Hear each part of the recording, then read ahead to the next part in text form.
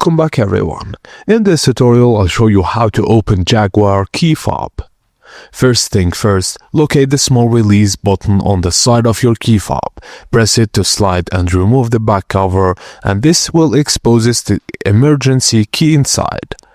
Now slide the metal key out of the fob. This key can be used to unlock the car manually if needed.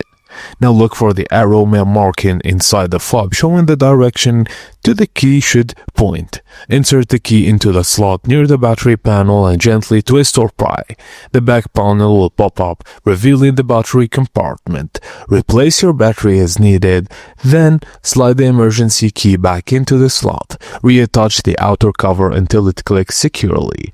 Now all you have to do is press the buttons to lock or unlock your Jaguar. If it responds properly, you've successfully replaced the battery.